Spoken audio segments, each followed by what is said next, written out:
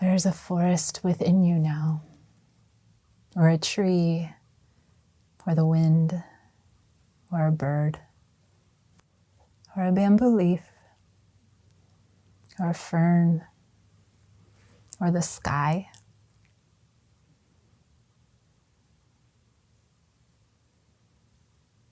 Now we've been working with the elements during this Sesshin. And just notice right now,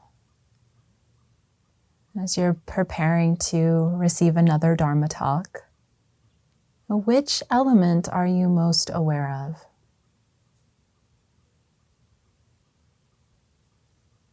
Another way of asking that is, what are you doing with your attention?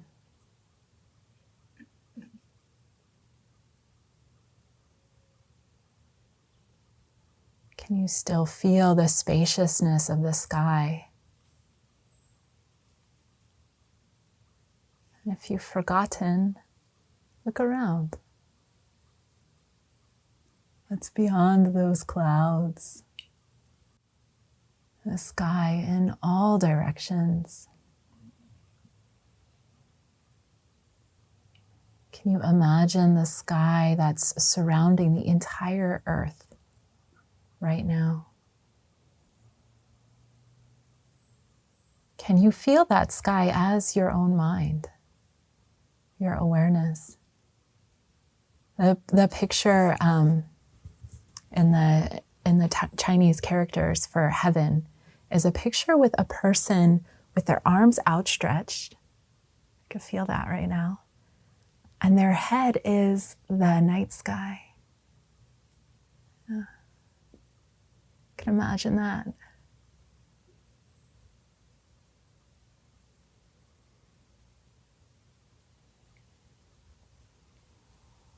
What does it feel like to be the heavens? Which another translation for that is cosmos or universe.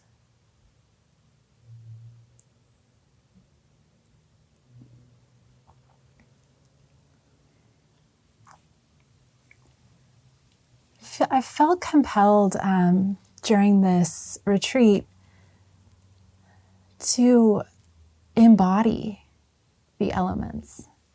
And maybe you have too. I've seen some people walking around like birds.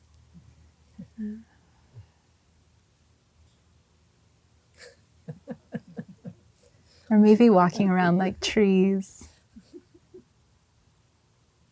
And that's part of intimacy, right? Actually, when you work on a koan in the Zen tradition, you come into the teacher and you show the koan. You don't talk about it. You don't talk about your understanding or your experiences. Those are all past.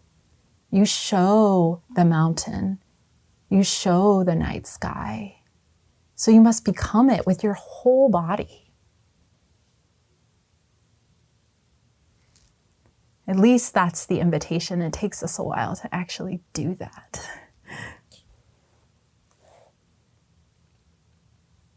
So I invite you during the next few hours of Sesshin to explore intimacy through embodiment. Sit with a flower and become a flower and feel yourself blooming. Or feel the wind in the bamboo. Becoming that leaning, that movement. Or become the earth's stillness and receptivity. Or the sky's openness. Where do you feel the sky in your body?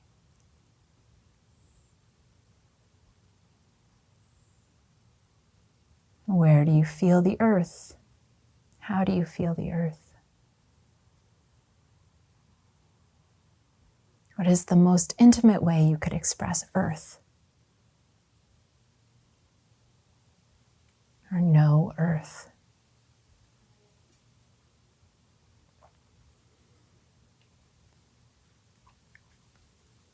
What about water? During the Sesshin, water's been a little more of a subtle teacher. But perhaps you've had encounters with water, images that arose in your mind, or immersions in water while showering or watering, or feeling the morning dew on your feet. How are you experiencing water right now? Flow. Someone said, when I focus on the earth, it's flowing. Well, perhaps you've noticed that too. All the elements contain each other. Do they? Do they in your experience? How does the sky contain earth? Contain fire?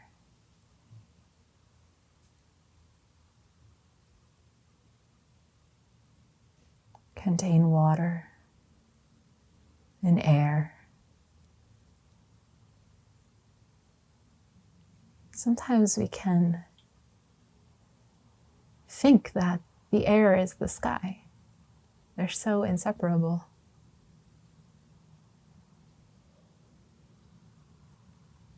One's still and one is moving. Is that true?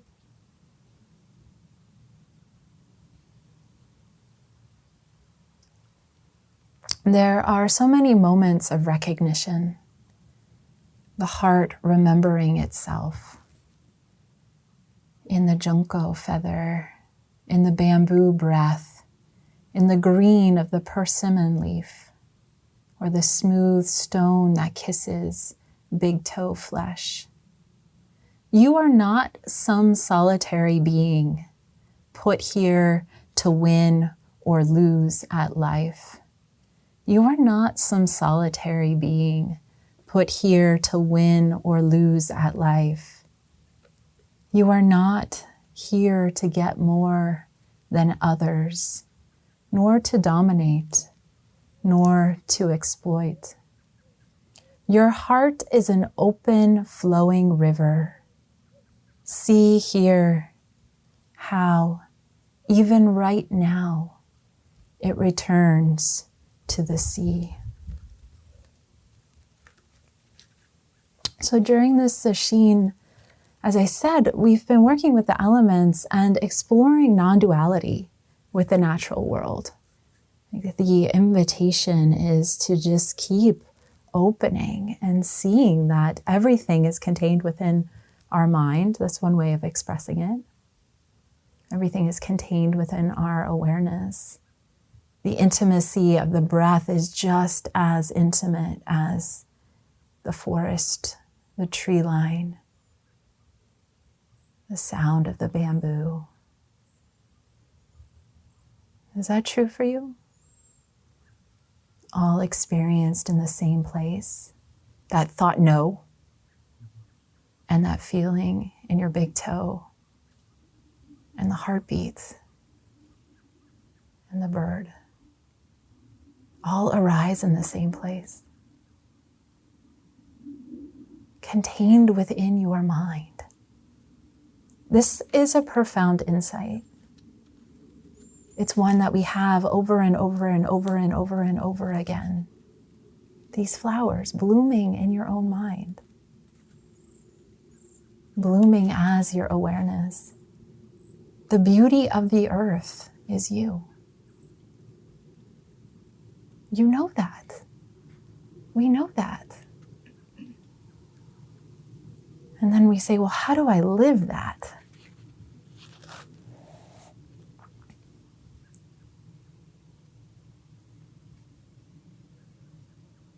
And what's also true is that we are a world unto ourselves.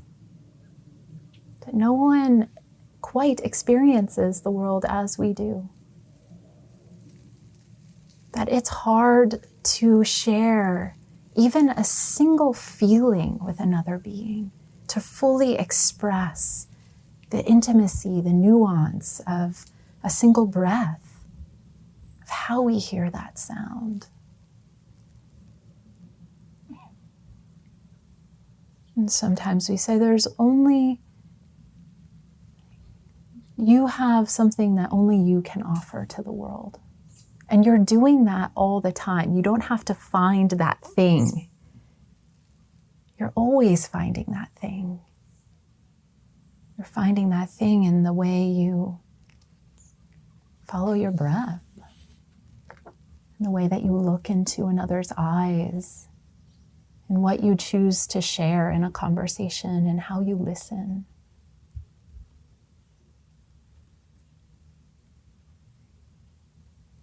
And what you choose to study or not, and what you choose to forget. All those ways.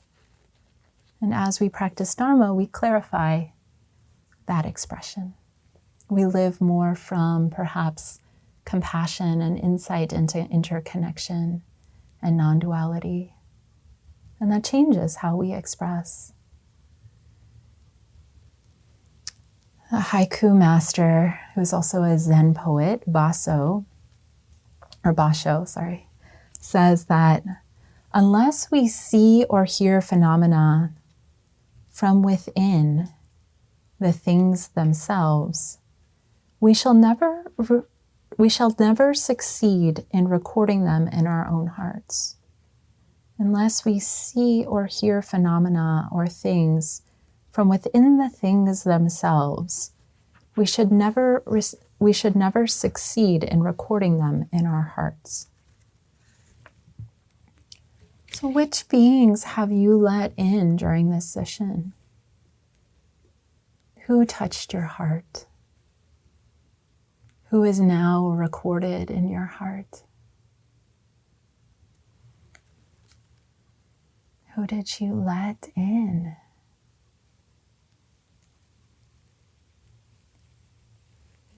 Being a resident here for the last 11 and a half years before I left, it's been so beautiful to have people come back to this land. And they come back to visit a tree. This happens a lot, actually. Yeah, I see nods. Like, yeah, I would come back for that. Yeah. You fall in love with the forest. You let the forest in. You let those flowers in, the bamboo. And then something calls you back to visit, to pay homage, to kindle that relationship. Sometimes people come back to walk the grounds or to check on their vows or check on a jizo that they left in the garden. To re-experience that sense of magic and wonder that this place gave them access to. Mother Maple is firmly planted in thousands of hearts, including the elementary school students who are now in their 40s and 50s, who also sometimes come back here. Yeah. This was a really special school we've come to appreciate for the folks who went to elementary school here. And some say they had a reunion a couple of years ago and actually wanted to come here and tour it. And so many people said that these were the best years of their life. And they were so happy that the school and the grounds continued in a way that the trees are preserved and people are taking care of the land. It was really touching. When we are truly present with another, we can feel their unique presence. This is part of the intimacy of really letting someone into the heart. When we're truly present with another, and this can be a person, a leaf, the sky, we can feel their unique presence, and this opens us up to a timeless presence. It's like we're seeing with one eye. You look into the eyes of the bamboo leaf, and it looks back. You're seeing through one eye. There's a timelessness there. There's a deep intimacy that transports us beyond ourselves. And often we can re-experience this in poetry. This is how poets like Basho experience reality and try to reconvey it, that intimacy. So I wanted to read a poem. I wanted to read a few poems. I liked Kodo's meal analogy. So I'm going to do dessert first. This is where I got the lines from for the talk title. Because I spent the winter sleeping with a fish, there is a fin within me now. Because I spent the winter sleeping with a fish, there is a fin within me now. Because I spent the spring with an eagle in her nest, there is an egg within me now. Because I spent the summer with the buffalo, there is a bone within me now. Because I spent the autumn growing one tall tree, there is a root within me now. With each being that we let in, that we become intimate with, we are transformed by them. Like Basho said, they leave an imprint in our heart. We carry something of their mind and something of the one mind in those experiences. So what bones, eggs, fins, and roots are in you now? Or feathers, or leaves? Sitting with the natural world, like I said, is like working with a koan. We are made vulnerable to each other through our attention. And it is in this vulnerability or humility that intimacy happens, which seems maybe sometimes counterintuitive. We think, oh, practice like has a lot of will and I need to make something happen. But practice is also getting out of the way,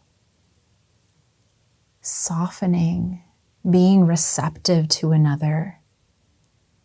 And there's a vulnerability in that. And that's why fear comes up. There's a vulnerability in being touched by another, being seen through. And there's a humility. This practice is very humbling. Especially, I think, practicing outside with the natural world.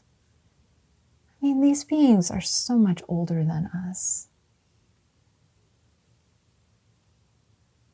Have a way of knowing that even if we listen deeply, it's still really hard to understand what's going on in that root system. What's going on in the upper canopy? How are the leaves reacting to the change of light? Hour by hour. And it's through this vulnerability or humility that intimacy happens. It's what allows the self to slip outside that tight prison of me. Or the I expands and includes more. The whole forest is I, not just this thought, not just this body sensation. And so we are changed. We are changed through intimacy. We are transformed through this vulnerability to another. Chosen Roshi said a couple of years ago when we were working during summer program with sitting like a mountain, she said, with such like confidence and clarity that when she talks like that you gotta trust her, like you gotta listen. The Zen master has spoken. And she said, if you do this practice wholeheartedly every day for the next 30 days, it will change you. it will change you. And I know many people in summer program are working with that, sitting like a mountain. How has it changed you? How are you different now than you were, 5 weeks ago? This is a special next couple of days because a number of people who are here for the last 5 weeks are transitioning. I'm going to read a few more examples of intimacy through poetry. This is Joy Harjo. It's called Secrets from the Center of the World. Anything that matters is here. Anything that will continue to matter in the next several thousand years will continue to be here. Approaching in the distance is the child you were some years ago. See them laughing as they chase a white butterfly.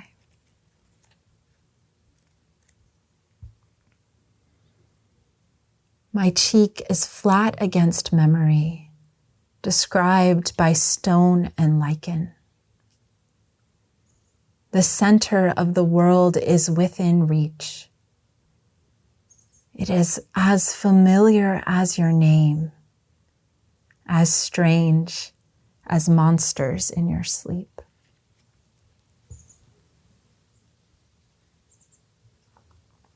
Then a slightly different flavor, Master EQ, Zen monk.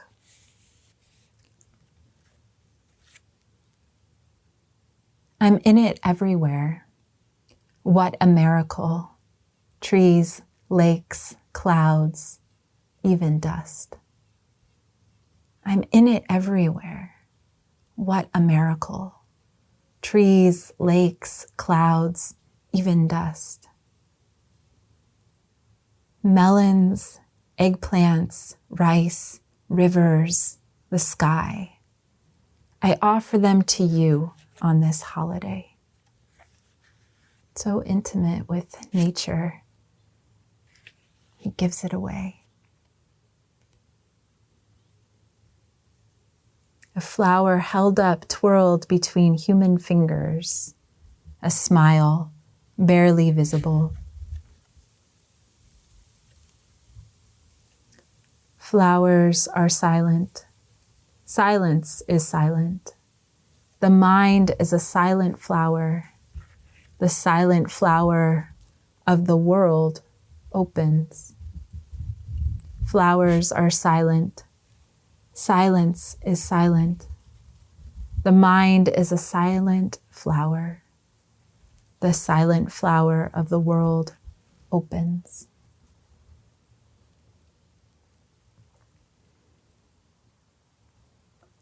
The call for intimacy and non-separation is part of what brings us to spiritual practice. And, we have many reasons for what brings us to spiritual practice, and you might not have named that one if I asked you, what brought you here? But I think it's in all of us, that call for intimacy and non-separation, not feeling separate from your life, from others, from the world. But we also begin spiritual practice because we're suffering, or because we've seen the untrustworthiness of things, relationships, people, or we suffered loss in some way and it feels irreconcilable.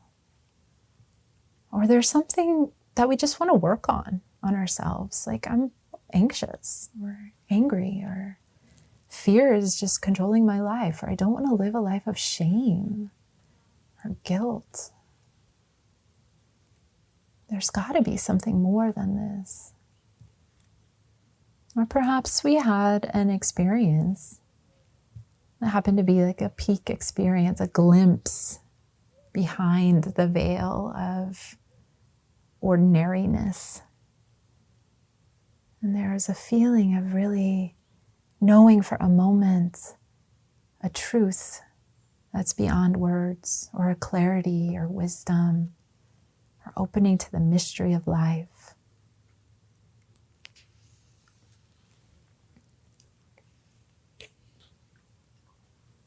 And as we continue on the spiritual path, our reasons continue to mature. And I think one aspect of Sesshin is it invites us to put spiritual practice at the center of our life. And we can feel the kind of dissonance with not being quite ready to do that. What does that mean? Maybe I do just want a little peace and quiet, and can I get that without having to change too much? Or change only in the ways that I want to change? Chosen Roshi says about the spiritual life that it just keeps opening. And she said that more and more as she's gotten older, which is really reassuring to me. Here's somebody who's practiced for 50 plus years, really dedicated to, right? Like she's the abbess of a monastery. It just keeps opening, she says.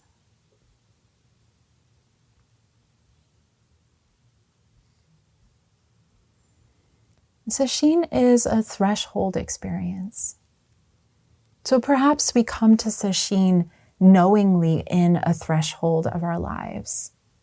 Some doors are closing, we're not quite sure what's opening, or, seasonally, like, okay, I finished this period of play and now I'm going back to work, or I'm changing jobs. And sometimes we come to Sesshin not quite knowing that we're stepping into a threshold. But Sesshin is a threshold experience, subtly and on the more kind of coarse level of our lives, narrative of our lives. And even if you're a resident and do Sesshin every month, Sesshin is a threshold experience. And what I mean by that is who you are when you start Sesshin and who you are at the end of Sesshin is different.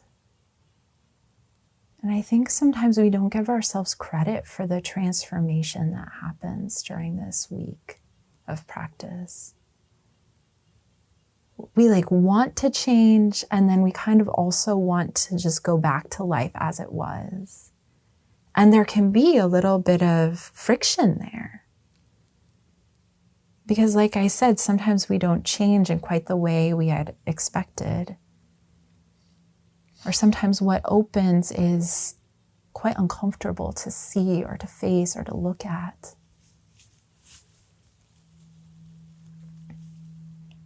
We are not who we were when we began this retreat. That's true for everyone who's here.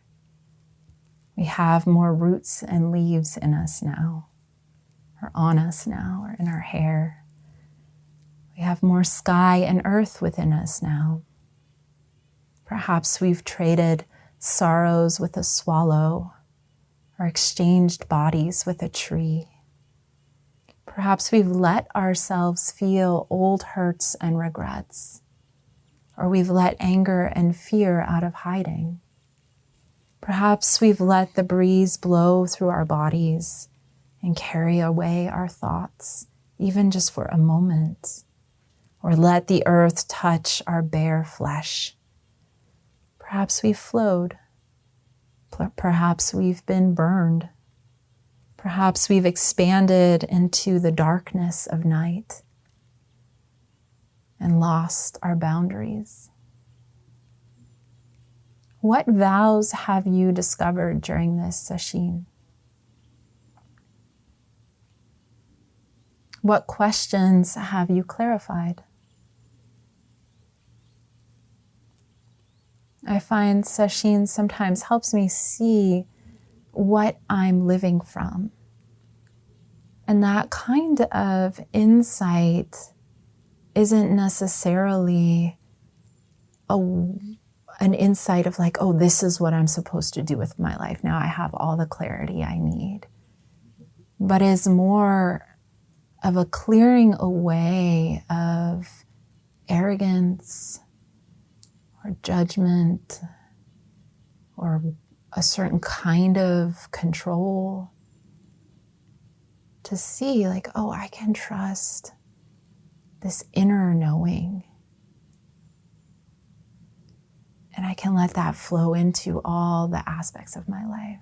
My relationships can flow from there. My work, my career.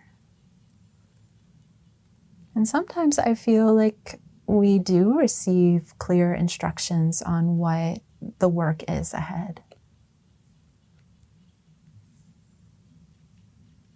Like a direction for our vow. And that might be a direction of like, oh wow, I really need to work on making amends or forgiveness or with anger or making space in my daily life to practice every day or 5 times a week. Or I really need to make space for Sangha in my life or creativity. Like sometimes that just becomes very clear through Sesshin. And maybe the how seems opaque, but the direction seems somewhat clear. This last day of Sesshin is an integration day. And that can mean different things for different people because we're all in different phases of life and relationship to Sesshin. And some of us consider the monastery home. And so this is a monthly cycle. But the way Sesshin tends to go is we work really hard. Like the mind quiets down and opens up. And then the last day or so of Sesshin, there's just a kind of loosening that happens. Like sometimes, thoughts about the future start coming back, or the feeling of how am I going to integrate this? And you hear the instruction, keep practicing. And that's really important because you can see the tendency of the mind to not want to face the transition. And so it just starts to try to fill in that gap with all the habits that we do when things come to an end. And we don't want to feel that. And so you might find yourself eating all the chocolate on the tea table, or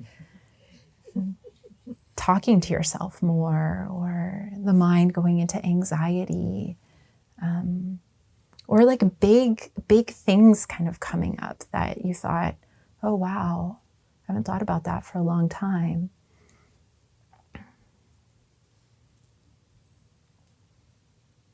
And there can be a desire sometimes to just like run away with those thoughts, run away with the future, plan the whole future. You have all this time and energy to do it.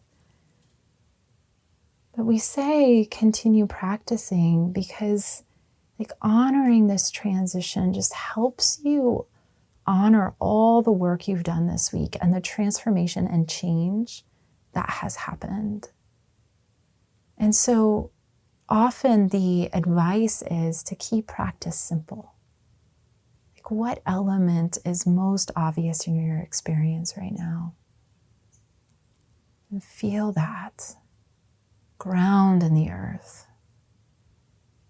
Breathe with the trees.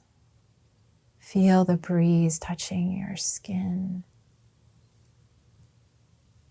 And if thoughts are happening, they're happening in that space of the elements. It can also be helpful to ground in loving kindness, compassion, gratitude practice. The practice of intimacy, like I said, is an opening up vulnerability. And so we're tender.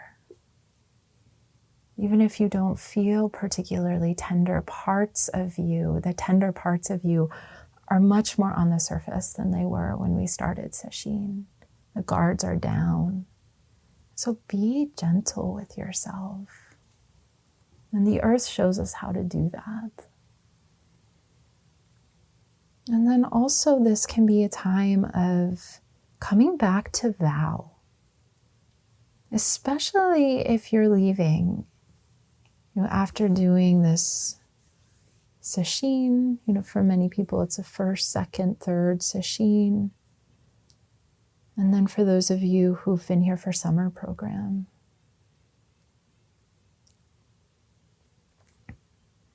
the experiences that you've touched during Sesshin might not make sense to the rational mind. And they might not integrate right away. When we have big experiences, big openings, big moments of the ego really stepping aside, these moments of non-duality, it takes time to process that. And I'm not talking about understanding it rationally. It just takes time for the system to integrate. And Kodo said to me, she's like, some experiences, I don't know if we ever integrate. And I felt humbled by that. I feel like I'm still integrating an experience I had when I was 17, which really brought me onto the path. And I got more insight into it during this retreat, which is also very mysterious. Hogan Roshi likes to say there's no shortcut to spiritual maturity. And so we trust that these things have their own time. What practices that we explored during this session would you like to continue? And oftentimes people ask, well, how can I continue? And I invite you, if you have that question, to ask the forest tonight, or ask a tree, or ask the sky or the earth. They might have a better answer. So I want to come back to the mandala one more time and explore how this can be a helpful practice tool if you'd like to continue working with it. So like I said earlier, the center of the mandala in the essence traditions is space. And this is often translated as the clear light of spacious awareness. So it's white in color, but clear, pure light, like containing all the other colors, all colors of the universe. An essential part of the work that we're doing in spiritual practice, in Zen practice, is recognizing all-inclusive, spacious awareness as the ground of being, as the ground of our being. And then learning to function from that. And that's why last talk, I did that exercise where we found a sense of self and replaced it with space. Because that's basically what we're doing. We're noticing when we're identified with something, and that's usually where we feel the sense of self, is we're identified with something, a feeling, an emotion, a thought, a body sensation.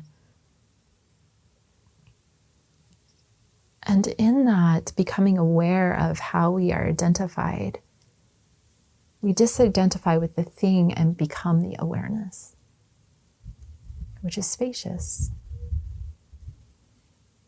which is clear, which is all inclusive, not limited to that thought, that feeling, that belief. One of the depictions of the elemental mandala, the Buddha families, is space in the center, which is clear, white, light, circle. And then it has all the other colors, all the other elements surrounding it, and what they call a tigle.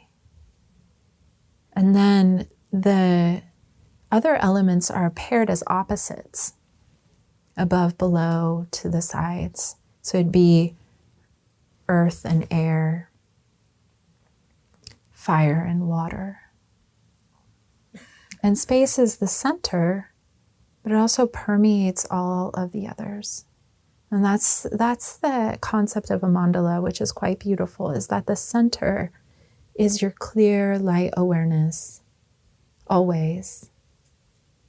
It's the pivot You could think of the mandala as a wheel. It's the pivot that turns the Dharma wheel of your life. And then the space is the whole mandala as well. But these other colors, these other elements come in, and we're a mixture of all of them, and we're dancing with all of them. Emotions, body sensations, sounds, as they take shape as mixtures of earth and water, fire, air, and space. Sometimes they manifest as depression, sometimes anger, sometimes fear, sometimes joy, sometimes shame, sometimes vow, sometimes movement.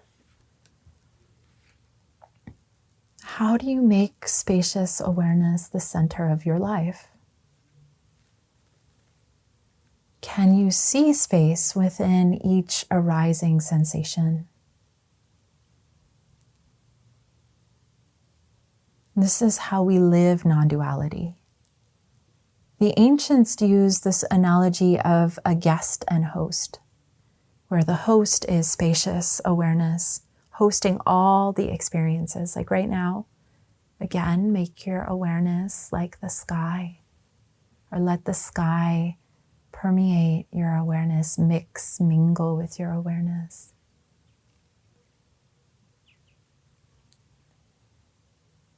And see how you're hosting this whole sesshin right now in your awareness. Each of us appearing as part of your awareness. The wind moving through your awareness, the forest, the trees, the grasses, all the colors of the universe, expressing as these unique beings, yet of the same substance, your awareness, including this body, your body, what you could consider your body, your thoughts, whatever emotions or feelings are arising. All of that is manifesting and is made of the same substance at the ground level, your awareness. Rumi has that beautiful poem, Guest House, which talks about this. And sometimes we think, I'm not going to read that poem right now, but if you haven't heard it, you can look it up when you leave Sesshin. But basically what he says is that we are a guest house, and you can welcome anything that comes, shame, grief. Sometimes they'll come and like have a party in your house and destroy all your glasses and jump on your couch and stuff.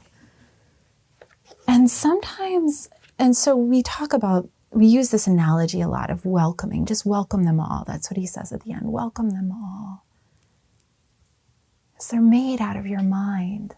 But we can mishear that and think like, oh, that part of me, this part can get activated. That's very accommodating and likes to people please. That's the part that's going to welcome them all. And then it feels exhausting and we feel taken advantage of. And so when you're practicing this level of practice, it's important to be aligned with spaciousness and let spaciousness allow everything to come in, and recognizing that everything that comes in is made of space and light. That is your awareness, your knowing awareness. Spacious, bright. Otherwise, that practice can be a little harmful. The more we trust awareness, the more we learn to recognize awareness. Oh my gosh, hi! It's a little spider. The more we trust awareness, the more we can allow the guests to come and go and use the elements instead of being used by the elements. That's said in Zen in so many different ways. To use our minds, our thoughts, instead of being used by them. That resonates for me. And who is the one who chooses? Who doesn't choose? That's part of the mystery that keeps us practicing. I shared that koan at the beginning of Sesshin. Medicine and sickness heal each other. The whole earth is medicine. What is yourself? What is yourself? I wanted to, because I did it for all of the other elements, talk about the tantric view of the elements, air and space. So the air element is green in color. You could think of, probably they got that from watching the wind moving through the green trees, the leaves. The shadow element is jealousy, wanting what others have, invidious comparison, even to our own ideals. We can compare ourselves to this idea that we have of perfection. It can manifest as busyness, needing to do more to get it right. Anxiety, FOMO, fear of missing out. But it's enlightened quality, so you can recognize that. We're talking about the air element, right? So a number of people yesterday in Sanzen said, oh, my mind is so much more busy. I'm like, we're focusing on the air element. That's why. Thoughts are often related to the air element.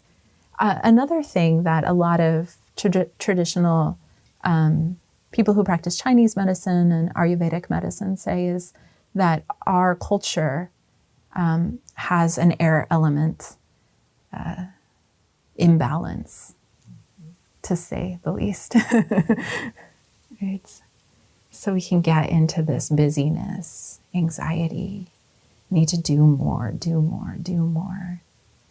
But the enlightened quality of this element, which people have also found a lot of peace with the wind this session, is a quality of all accomplishing activity.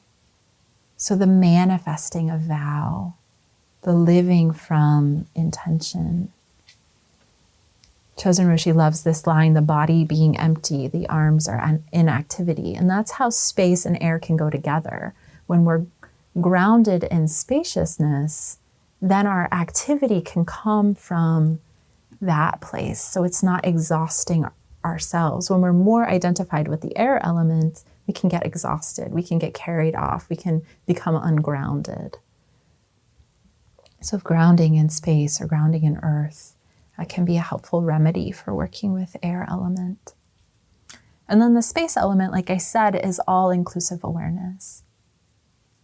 And the shadow side of that can be fear, and more that existential fear of death, spacing out, going numb, ignoring, ignorance. And its enlightened quality, like I said, is spaciousness, the ability to hold all of the mandala and allow all those different energies to arise and even to embody them. That's one of the most beautiful things of spaciousness is we can be ourselves completely and all these different parts of ourselves, maybe parts of ourselves that we thought we had to reject in order to be on the spiritual path.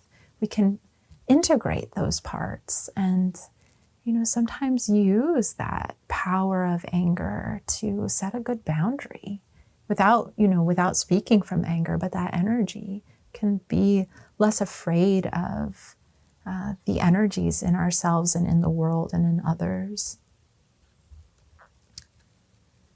So spaciousness, just like spaciousness permeates all of the other elements of the mandala, fear can be at the root of all the afflictive emotions. So it's interesting how fear is kind of the shadow side of spaciousness.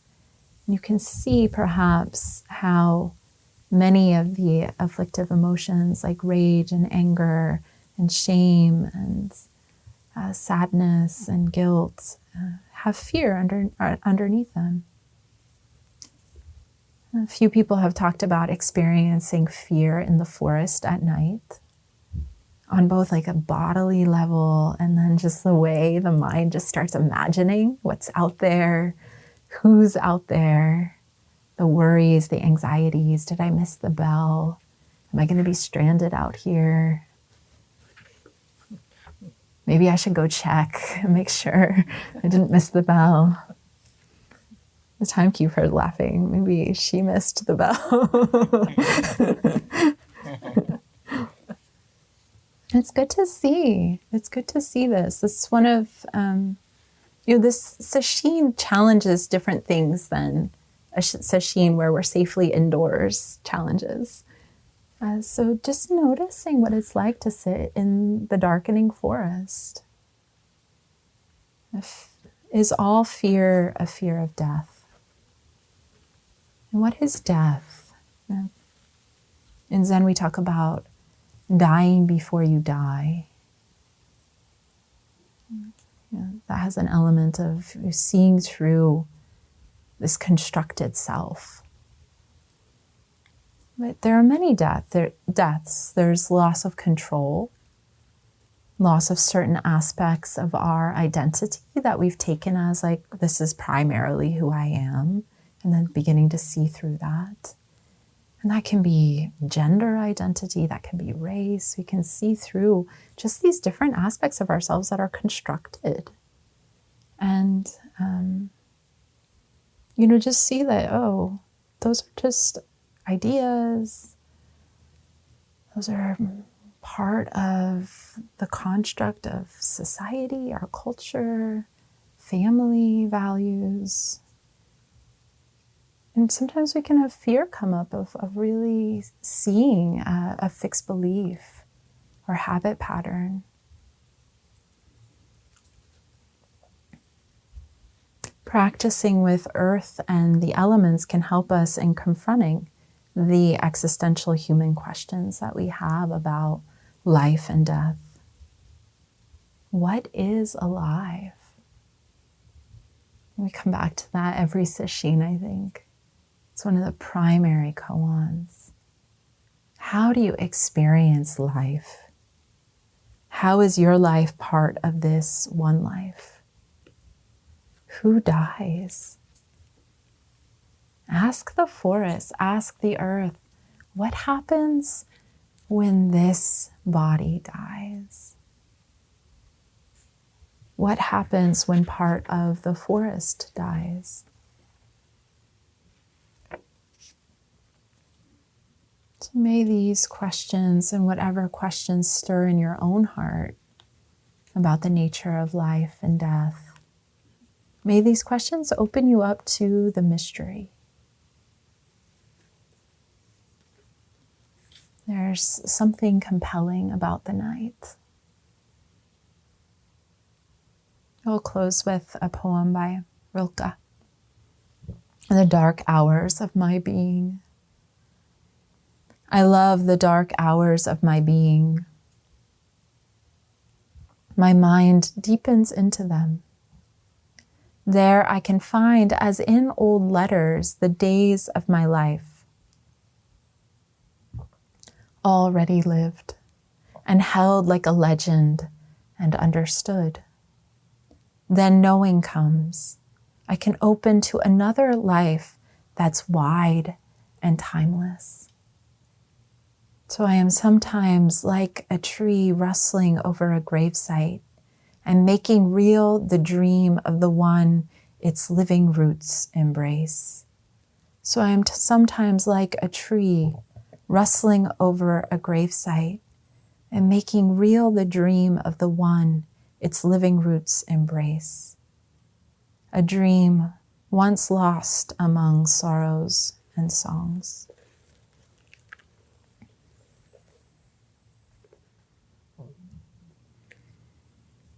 So I'd like to invite you, like I said, in the next hours of the retreat, when you go off into solo sitting, Again, connecting with whichever element is most present in your experience. And seeing if you can find spaciousness as the ground.